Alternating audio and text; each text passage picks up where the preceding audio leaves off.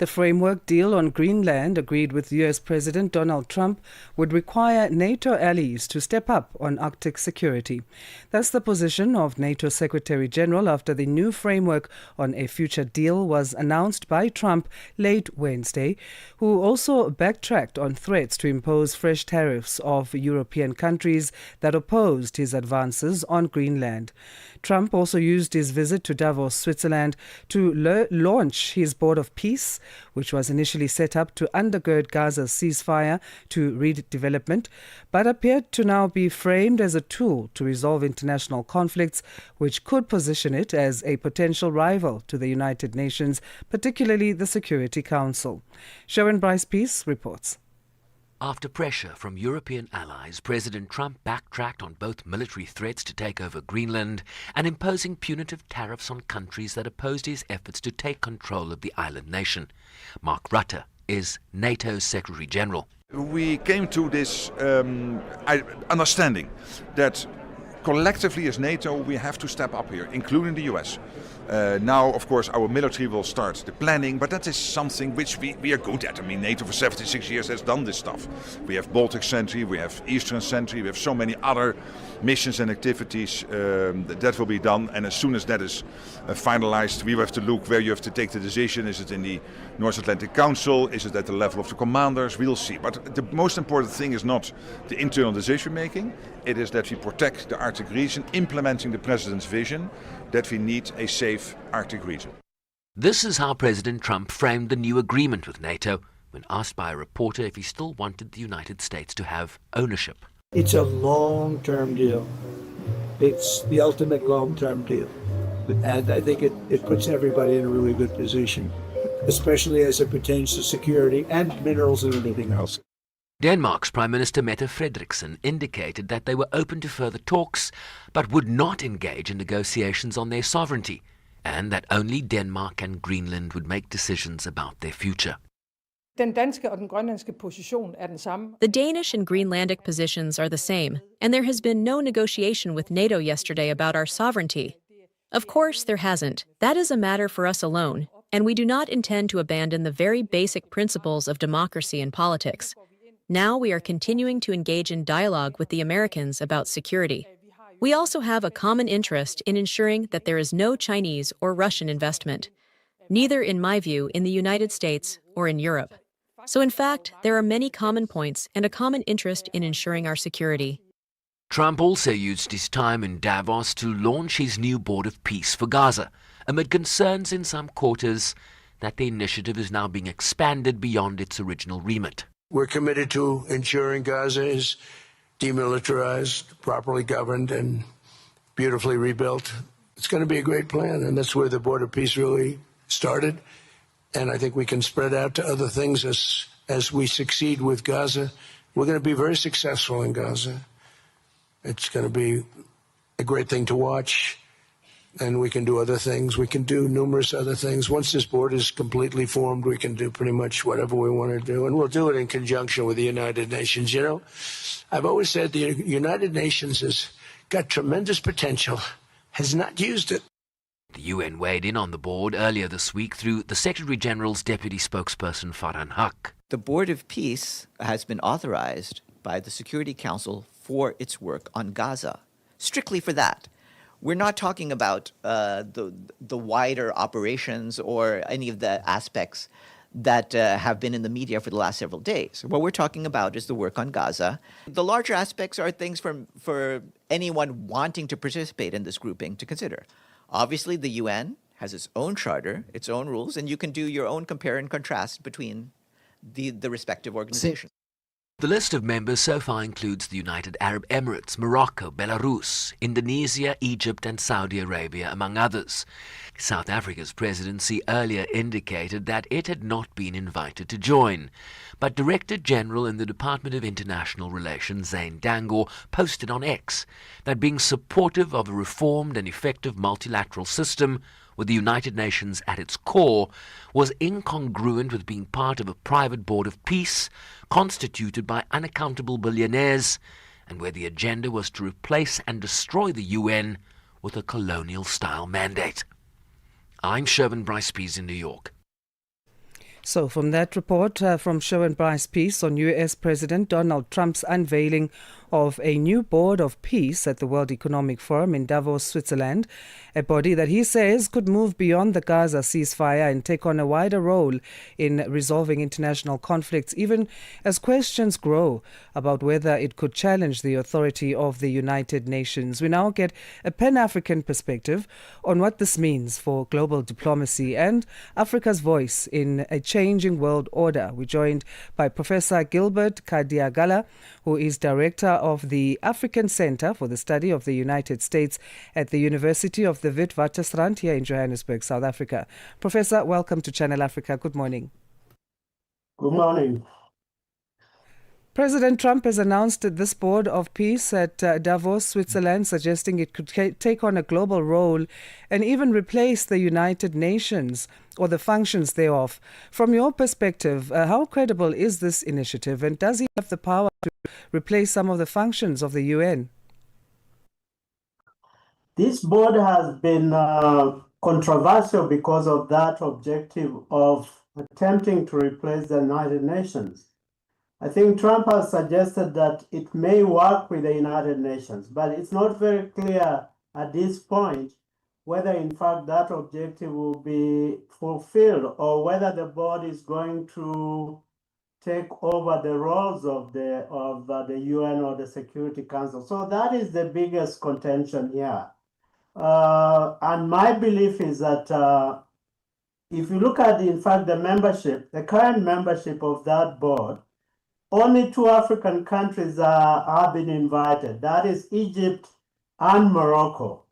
And you can see from those 2 countries that these are not actually representative of what you call the continent of Africa. So it's already problematic for a board that is going to work on peace and conflict issues. And these peace and conflict issues often affect African countries. So how is this board going to operate without meaningful representation of African countries? And the other point that I want to make is that it is not very clear whether Mr. Trump is going to step down when he leaves the presidency, because the charter of the board gives him a mandate to govern forever as the chair of this board. And I think that is making most countries very nervous. How is that role going to conflict with the goals of the United States as a government once Mr. Trump leaves office? So these are the third issue is, of course, the funding. Some members are supposed to contribute $1 billion, and they will be permanent members of this board. And if you can't afford the $1 billion, then you stay on the board for 3 years and get out. And that is a very problematic component of an organization that is supposed to deal with global issues, that is supposed to be legitimate, that is supposed to work with the rest of international institutions such as the UN. And that's why everybody is nervous.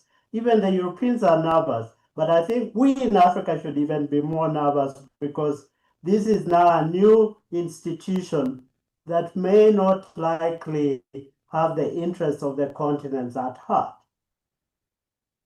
With those who are nervous, as a tool of resolving international conflict, this board of peace, could it be seen as a competitor to the United Nations, and or could it both coexist with the UN and peacefully be a board of peace while the UN also continues with its functions? The positive side to the board would be to supplement existing international instruments, such as the United Nations, such as the G7, the G20, and these other multilateral institutions, even the African Union, if we could put it that way. So that would not be a problem, because it's going to help in probably mobilizing resources for some of these conflicts. The worry, and this is the negative component, is that if you have a new institution of this nature, particularly an institution that is created by the United States, A United States that is withdrawing or pulling away from most of its obligations at the UN, what you're going to end up with is an institution that essentially competes with the UN. And it competes with the UN in very unfavorable terms, because if the United States is stopping to pay its membership dues or contributions to major functions of the UN in terms of peace, in terms of stability, in terms of governance, then it will be very difficult for the UN to operate. So that is the argument for the potential for this institution to essentially supplant the UN and not really work with the UN, deprive the UN of the resources it needs. So this is really the danger that everybody is worried about. But if it is going to help the UN, well and good, because the more resources we have globally for some of these big issues on peace and security, I think the better. But it's too early now to tell whether the Board of Peace is going to supplement or to supplant the United Nations. And I think these are the worries. And then, of course, membership. Who is going to sit at the table? Africa has been demanding for representation in the UN Security Council. And now we have a new institution that barely talks about Africa. We have a new institution that simply ignores Africa. This is a problem for the board going forward. Maybe Trump may change his mind and invite countries such as South Africa down the road, but currently it doesn't look like there will be a meaningful African representation on that board. On that point then of membership, 59 countries have reportedly joined this Board of Peace, mostly from the Middle East and some democracies. And then on the African continent, as you mentioned, only 2 form part, Egypt and Morocco. So how should Africa view this? And should they want to be involved then in terms of changing that representation? Or should they just see this as a symbolic thing? I think Africa is going to look at the board as pretty much a symbolic thing. Egypt is important only because of the objective of Gaza. Egypt is a neighbor to Gaza, so I can see why they will be invited. But I think remaining silent on the rest of the continent, I think that is the bigger problem. And it's very clear that there is not going to be any African representation beyond those 2 countries. If we go by what happened yesterday, because that's when the board was unveiled. But yesterday you only had 20 countries coming on board.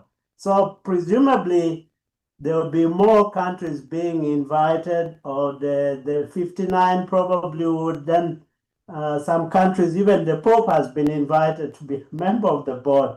So we'll see whether in the coming days, whether there will be more countries joining the board.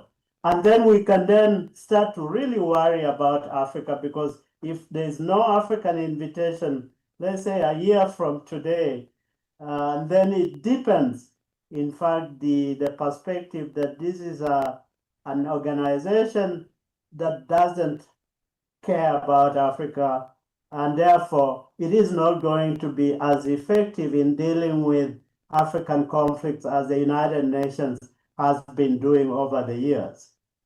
Professor, thank you so much for your valuable insights and your time, and enjoy your weekend. Thank you. You too. Bye.